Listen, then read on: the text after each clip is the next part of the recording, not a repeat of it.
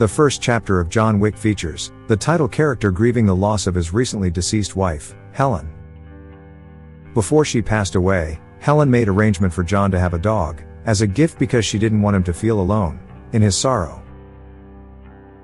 While stopping for gas, John is approached by a trio of Russian thugs who are admiring his car. After John spurned their offer to buy the car, they decided to storm into his house, beat him until he fell unconscious, kill his dog, and steal his automobile.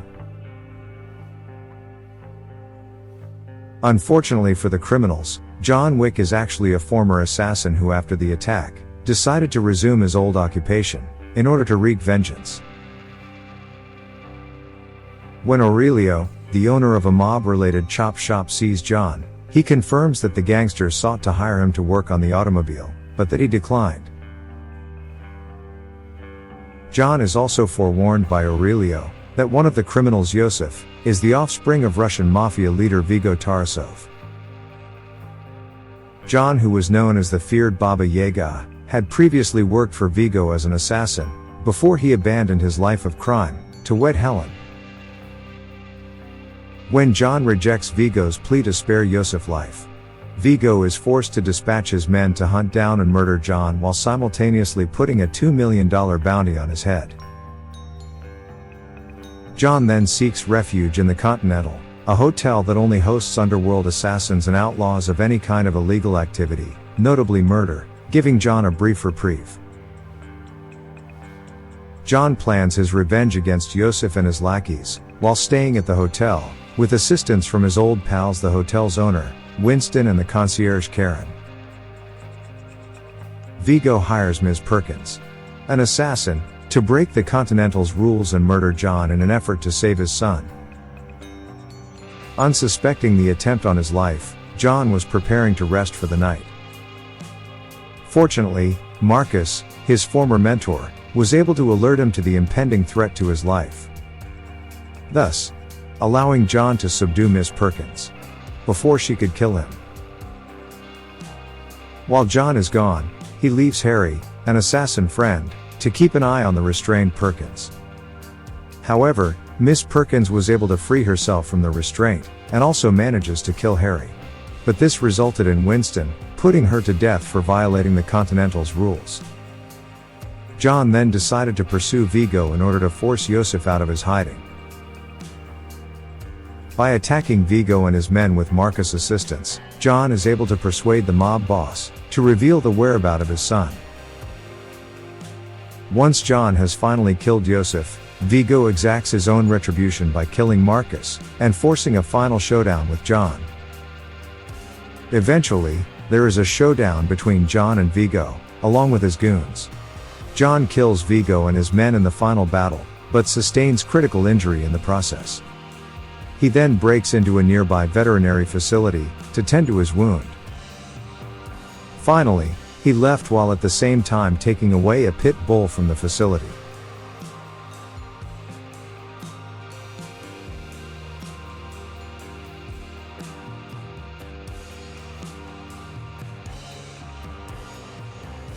A man named Santino D'Antonio, who is the leader of the Camorra crime syndicate, pays the titular assassin a visit. Santino had given John the assistance he needed to accomplish an impossible assignment for Viggo years earlier, which allowed John to be free to live a simple life with Helen. In return, John swore to Santino on a marker to assist him in the future. And now Santino has arrives with the marker to demand services from John. Despite John's initial reluctance, his old friend Winston cautions him that by declining to assist Santino, he will be violating one of the two unbreakable laws, which are to honor every marking and refrain from killing on Continental property. John thus relents to assist Santino in carrying out his request to have his sister Gianna killed. Gianna is a member of the High Table, a group of 12 crime lords of the underworld. By having her killed, Santino may then take over her position of authority. Realizing there is nothing she can do to avoid death, when John approaches her in Rome, Gianna decided to take her own life. John then decided to shoot Gianna in the head, in order to end her suffering, and fulfill the marker. But after killing her, Gianna's devoted bodyguard Cassian attacks John, forcing him to flee. As Cassian tries to get retribution, John is also being hunted by Santino's goons, led by the mute assassin Ares, who seeks to assassinate John, in order to tie up loose ends. Under the pretense of exacting revenge on his sister, Santino places a $7 million bounty on John's head. After arriving in New York, John is pursued and attacked by several assassins, who are tempted by the lucrative reward placed by Santino. However, he manages to overcome all attacks attempted by the assassins on his life. Eventually, he successfully repelled all the attempts by killing all the assassins. Cassian, however, manages to catch up with John. But John defeats him in their final fight. But not before suffering a serious injury. John then approaches a homeless person, who turns out to be an assassin, for help. John is brought to the Bowery King, the lord of the underworld, by the homeless assassin. When John reveals that he plans to kill Santino, the Bowery King gets excited. He then hands John a gun with 7 rounds of bullets. Each bullet representing every $1 million bounty on his head. He then directed John to locate Santino. As usual, before he could get to Santino, an army of henchmen would stand in his way to thwart him. But as always, he dispatches them all by himself, including the mute assassin Ares, thus clearing the way for Santino's demise. Realizing his impending death, Santino escapes to the continent, knowing his life will be spared by seeking refuge there. But the persistent John still pursues him right into the hotel. Despite Winston's admonition, John breaks the most sacred of all Continental's rules. He kills Santino on Continental's ground by shooting him in the head. The Camorra doubles the bounty on John's head, as the movie is coming to an end, making him an extremely wanted man worldwide. Winston is compelled by the High Table to declare John excommunicado for killing on Continental property, denying him access to all the Underworld Network's resources.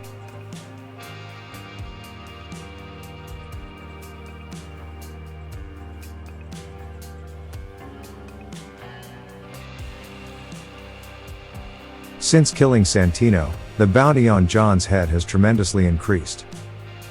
It has made John the most sought-after target for assassins, due to the price of the bounty, and the reputation that comes along with killing a legendary person.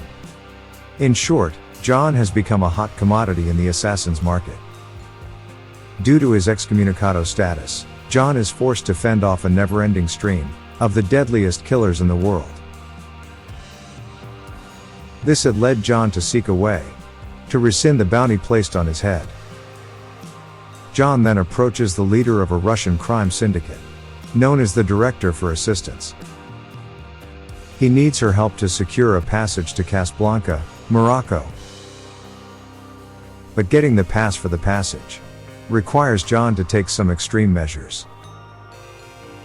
When he arrives, John looks for his old acquaintance, Sofia, the Moroccan Continental's manager. The reason for him to meet Sofia is because he requires her aid to look for the Elder. The Elder is the only person who can rescind the bounty on John's head. Even though she declined at first, but the markers past forced her to help John. Reluctantly, together with her attack dogs, Sofia leads John to the location of the Elder. But as always, it's never smooth sailing for John. On their journey to locate the Elder, John once again has to face an army of assassins bent on killing him and Sofia. Fortunately, he is not alone in this battle. With the help of Sofia and her trained attack dogs, he successfully battles his way to the enigmatic Elder. Next, an audience with the Elder. After an arduous walk under the blazing desert sun, John begs the Elder to pardon his transgressions, and grant him the chance to live out the remainder of his days in peace. Which the Elder agrees, provided that he kills Winston, and continues to serve the High Table going forward. John agrees with the term. But before an oath can be taken, certain criteria have to be met. John takes his oath before the Elder, cuts off his finger, and offers his wedding ring, as a token of his allegiance. Meanwhile, an adjudicator arrives at the Continental to deal with John's problem. She then hires an assassin called Zero to be her henchman. Afterward, she met with Winston to inform him that he has 7 days to step down from his position. She then proceeded to meet the Bowery King with the same message as Winston's. She warns them to comply with the instruction or face the consequences. But Winston and the Bowery King are not the only people associated with John Wick to be warned for helping him out. It seems that nobody could escape from the roving eye of the adjudicator. As for the director's infraction, she was not given a warning. Instead, she was instantly punished by having her hand stabbed with a katana. When the 7 days are up, and the Bowery King still refuses to resign, the adjudicator then instructs Zero to assault the Bowery King hideout. And, in the process, kills many of the king's followers. But still, the king refuses to step down from his position, which he holds dearly. This leaves Zero with no choice but to comply with the adjudicator order. He then unsheaths his sword and slashes the king, injuring me critically. Just when the adjudicator and Zero are about to accept Winston's resignation, John Wick arrives back at the New York Continental. As a result of Winston's refusal to resign, and John's refusal to kill his friend, the adjudicator revokes the Continental's neutral status. And so Zero, along with his man and high table enforcer, storms into the Continental to kill John, Winston, and Karen, the Continental loyal concierge. John is given weapons by Winston and Karen to fend off their enemies, which he successfully accomplishes, until just he and Zero are left. Zero is defeated by John after a drawn-out bloody combat, and John leaves him to perish. It seems nothing could stop John from his destructive path. Meanwhile, on the Continental roof, Winston grudgingly swears allegiance to the adjudicator and the high table. But, unbeknownst to John, Winston has made a deal with the adjudicator. Winston then shoots John, in exchange for being given back control of the Continental, which caught John totally by surprise. The impact from the shot causes John to be thrown from the roof, resulting him to tumble from the roof and hit the ground below. But could this finally kill John once and for all, or will, as usual, John survive? Thankfully, Winston did not aim for a specific target on John's body. Then one of the Bowery King's remaining killers saves the critically injured John and drags him to an underground bunker. The Bowery King and John decided to team up to eliminate the high table once and for all.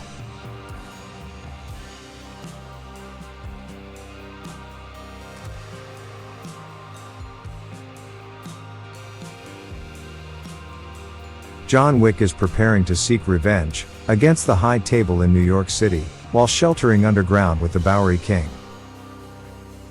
Under the darkness of the underground shelter, John continues to hone his skills in order to prepare for the showdown with the high table. He looks very prepared and eager to be involved in a fight again. He then returns to Morocco to confront the Elder, without the assistance of Sophia and her trained dogs. But this time he's not there for an audience with the Elder, known as the one who sits above the table. But instead he's there to do something more sinister. To kill the Elder.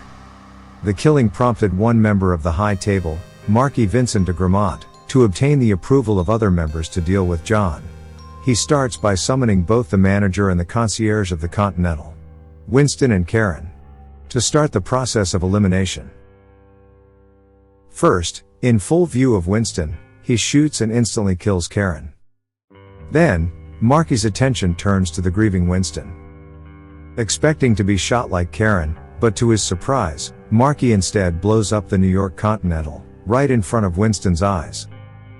Which, in a way, might be more sadistic than taking his life.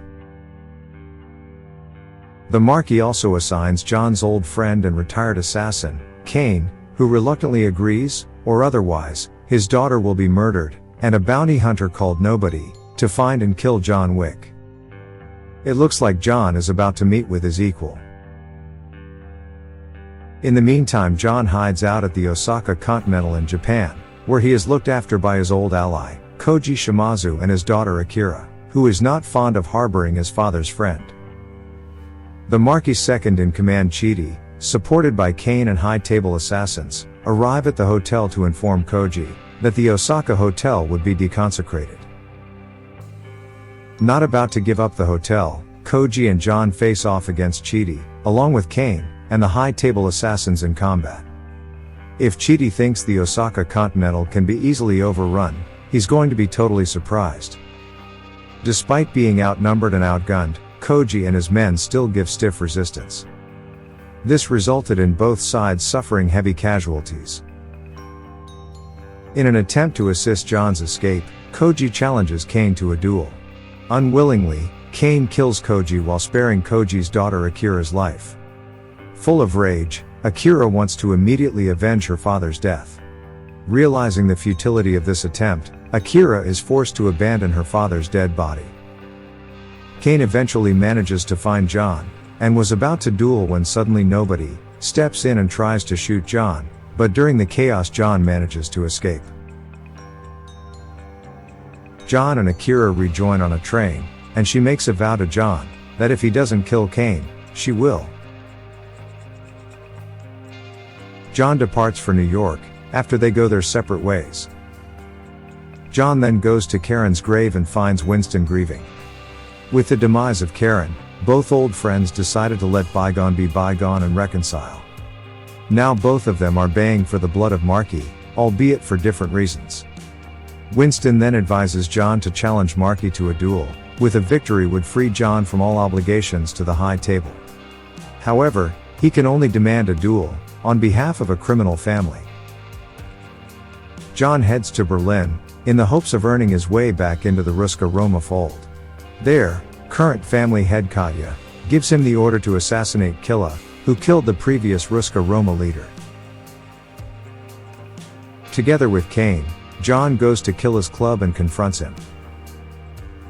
John struggles his way out of Killa's club, but he eventually succeeds, and returns to the Ruska Roma with evidence of Killa's demise. With the proof presented to Katya, John readies himself to be inducted into the family. In keeping with her word, Katya branded him with the Ruska Roma crest, enabling him to challenge Marquis. With the family seal etched on his arm, John immediately left for Paris to confront Marquis. Reluctantly, Marquis accepts the challenge but picks Kane to fight on his behalf. The duel is slated to occur at the following morning, at sunrise near the Sacré-Cœur, Paris. Realizing John will be put to death if he doesn't reach the location of the duel on time, Marquis raises the price on John's head, guaranteeing that every assassin in Paris will spend the whole evening pursuing John.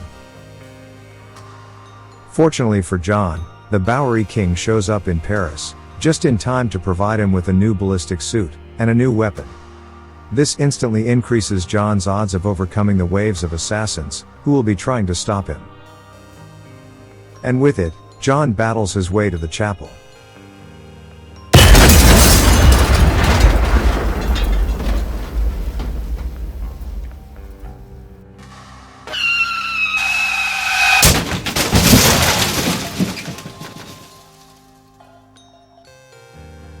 During the fight John saves Nobody's dog, and in the process winning Nobody over to his cause.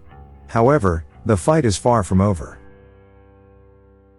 Eventually aided by Kane and Nobody, John manages to arrive at the dueling location just before sunrise.